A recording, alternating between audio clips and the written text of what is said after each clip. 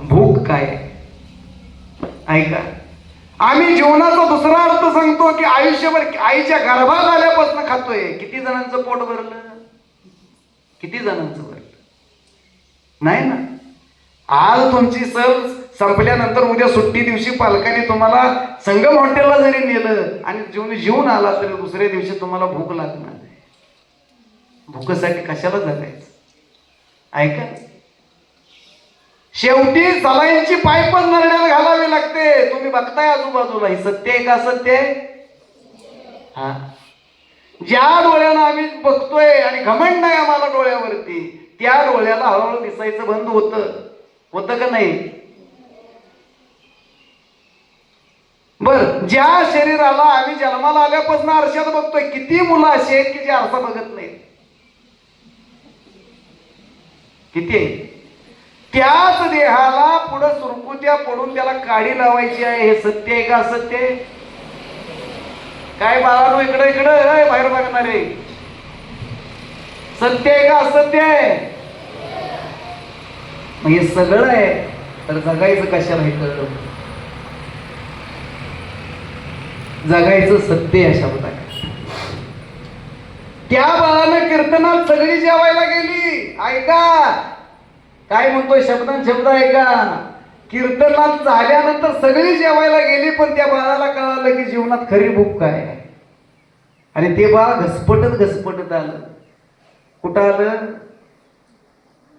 भानुदास महाराजांच्या जवळ. भानुदासांना म्हणलं, महाराज मला पंढरीनाथाला भेटायचं आहे. भानुदासांनी त्या बाळाकडे बघितलं, डोळं घाला पाहू लागलं. ए दिदी, काय म्हणलं कळलं का? काय महाराजांचं नाव? कुठलं महाराज कीर्तन करत होत? लक्ष पाहिजे. कुठल्या गोष्टीला तू तिथे महत्व देते त्याच्यावर तू घटणार आहेस. लक्षात ठेव. काय म्हणतोय, काही गोष्टी ऐकत असताना संवेदनशील असतं पाहिजे.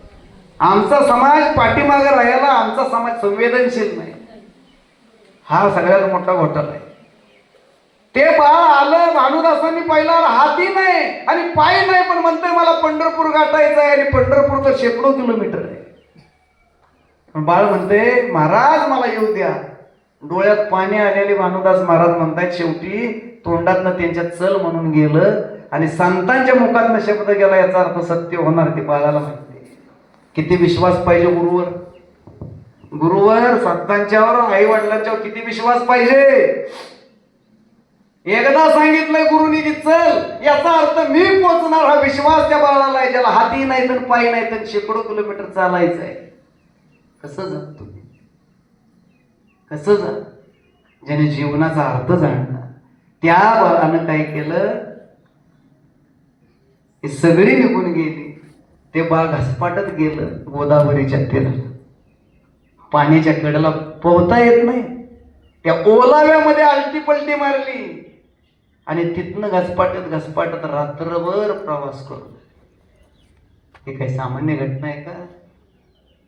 त्याला कळलं होतं की जीवनामध्ये काय मिळवायचं आहे.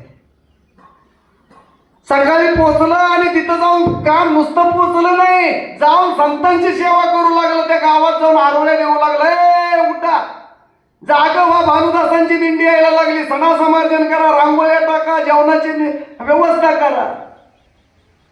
कोण सांगते? ते बाळ सांगते, ज्याला हाती नाही त्याने पाही नाही. ते सेवा करू लागलं, समाजाची सेवा.